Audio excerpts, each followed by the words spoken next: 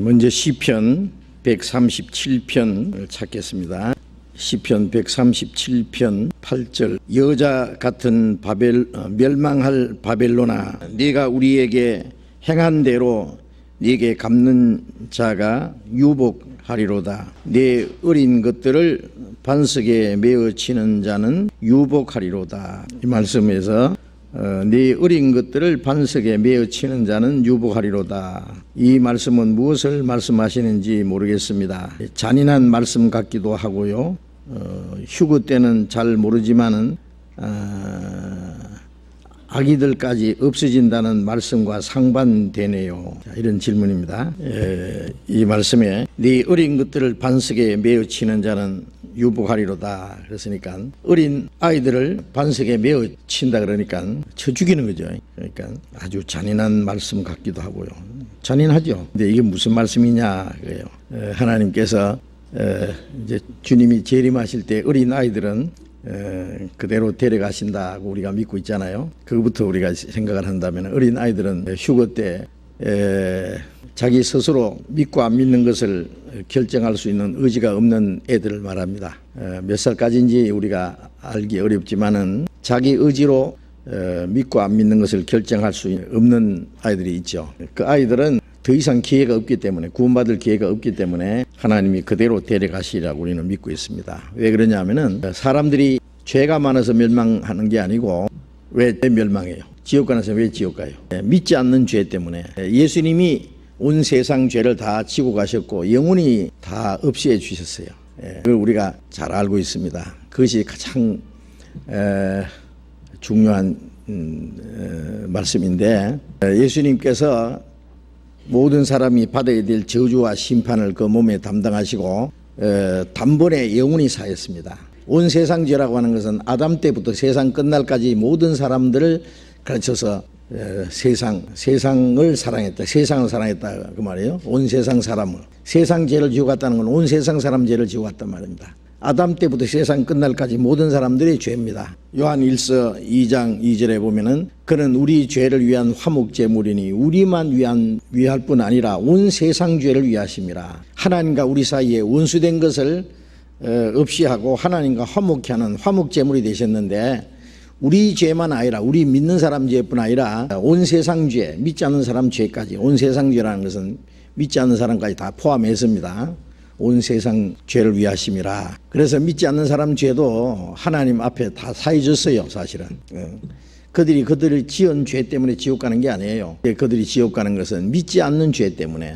그래서 요한복음 3장 18절에 저를 믿는 자는 심판을 받지 아니하는 것이요 믿지 아니하는 자는 하나님의 독생자 이름을 믿지 아니함으로 벌써 심판을 받은 것이라. 예수 그리스도 이름은 구원이라는 뜻입니다. 구원. 예수는 구원이에요. 그래서 이름이라는 것은 예수님이 이루신 그 사실을 설명하는 거예요. 믿지 않는 자는 믿지 아니함으로 벌써 심판을 받은 것이란 말은 믿지 않는 그 죄 때문에 이미 심판이 결정돼 있어요. 그 믿지 않는 죄만 회개하면 되는데 그거는 믿는 거예요. 뭘 믿느냐? 주님이 자기 대신 죽었고 주님의 피로 영원히 죄를 사했다는 사실을 믿는 게 예수 믿는 거예요. 그게 믿는 게 예수 믿는 거예요. 믿지 않는 사람은 믿지 아니함으로 벌써 심판을 받았다. 그 지옥 갈 심판이 벌써 결정되어 있다고 말해요. 믿지 않는 그 죄로 인해서. 그래서 믿지 않는 죄 때문에 심판받는 거예요. 그런데 어린 아이들은 믿지 않는 죄를 범할 수가 없잖아요. 그렇죠? 그 죄를 지을 수 없어요. 그러니까 하나님이 그 아이들을 그대로 두면은 그냥 7년 환란에 들어가야 하고 그 다음에 이제 심판을 받아 지옥 갈 테니까 그 애들은 믿지 않는 죄가 없는데 어떻게 심판합니까? 그러니까 하나님이 그 아이들은 그대로 데려가시라고 믿습니다. 그렇게 하나님이 어린 아이들을 특별히 사랑하시고 예수님께서도 어린 아이들을 참 사랑하신 내용이 나오잖아요. 예수님이 어린 아이들이 내게 오는 것을 금하지 말라. 하나님의 나라가 이런 자의 것이니라. 이제 어린 아이가 너희가 돌이켜 어린 아이 같이 되지 않으면 하나님 나라에 들어갈 수 없느니라. 그 어린 아이들을 특별히 사랑하시고 어린 아이들과 같이 되어야만 천국 간다고 말씀하시는데, 여기는 어린 아이들을 반석에다가 메어쳐 죽이라고 했으니 반석에 메어쳐 죽이는 자가 유복하다, 복이 있다 그랬으니까 이건 또 무슨 말씀이냐 그 말이에요. 이 성경만 보면은 도무지 이해가 안 되고 성경 전체적으로 보면 아주 모순스러운 내용인데, 그런데 이 말씀이 무슨 뜻이냐면은 137편 1절에 보면은 우리가 바벨론의 여러 강변 거기 앉아서 시온을 기억하며 울었도다. 이 뭐냐면은 바벨론이 쳐들어와서 예루살렘 성전, 솔로몬이 지은 성전을 불질렀잖아요. 바벨론 느부갓네살 왕이 침공해 와서 성전을 다 불질러버리고, 그리고 예루살렘의 시드기야 왕의 눈을 빼고 쇠고랑에 채워서 바벨론을 끌고 가고 이스라엘 백성들을 몽땅 바벨론으로 포로 잡아갔어요. 바벨론에 가서 70년 동안 포로 생활을 했어요. 그 바벨론 포로 생활 중에 하나님 앞에 하는 이게 자기의 마음의 어떤 독백이라고 할까요? 어떤 시입니다. 시. 그런데 이게 무슨 시냐 하면은 여기는 바벨론을 저주하는 시예요. 예루살렘 성전을 불질러버리고 바벨론이 예루살렘을 침공할 때에 많은 이스라엘 백성들을 죽이고 끌고 가고 있어요. 그래서 바벨론 여러 강변에 있으면서, 이 강변은 뭐냐면은 한쪽에는 유프라테스 강이 있고 한쪽에는 티그리스 강이 있고, 지금 이라크입니다. 그러니까 옛날 바벨론이 지금 유프라테스 강과 티그리스 강이 흐르잖아요. 그 강변에서 시온을 기억하며 울었도다. 시온이 이스라엘이잖아요. 예루살렘이 시온산이 있습니다. 그래서 예루살렘을 생각하면서 울었도다. 그리고 또 4절에 보면 우리가 이방에 있어서, 바벨론에 있으니까 이방에 있죠. 이방에 있어서 어찌 여호와의 노래를 부를꼬. 이방의 포로 생활 중에 어떻게 하나님께 기쁨 감사를 드릴 수 있는 노래를 할 수 있느냐. 예루살렘아 내가 너를 잊었지인데 내 오른손이 그 제조를 잃을지로다. 예루살렘을 사랑하는 표현입니다. 예루살렘아 내가 너를 잊을진데 내 오른손이 그 제주를 잃을지. 예루살렘을 잊어버린다면 내 오른손을 잃어버리는 것과 같다. 그러니까 예루살렘을 그들이 그토록 사랑한 거예요. 그리고 6절에 내가 예루살렘을 기억지 아니하거나 내가 너는 예루살렘을 나의 제일 즐거워하는 것보다 지나치게 아니할진데 내 혀가 내 입천장에 붙으려다. 내가 즐거워하는 것 중에서 제일 즐거워하지 않는다면 내 혀가 내 입천장에 붙으리로다. 이런 표현을 썼습니다.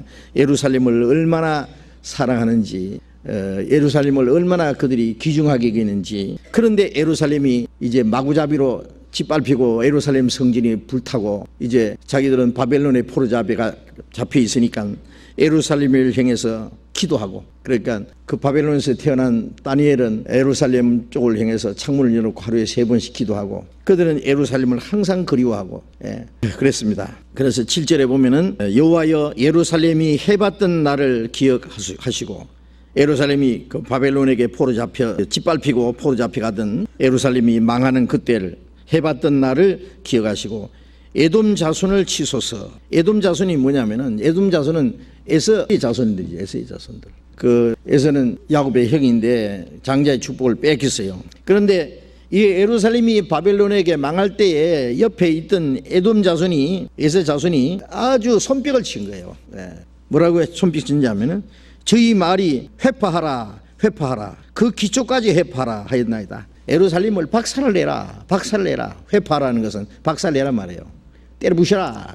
그러니까 바벨론은 예루살렘을 때려 부시고 에돔 자손은 손뼉을 치면서 맞장구를 치면서 예루살렘을 회파하라고, 그 기초까지 회파하라 하였나이다. 그들이 저주한 대로 이제 예루살렘을 저주한 겁니다. 이 사람들은 그대로 박살이 났어요. 예루살렘이.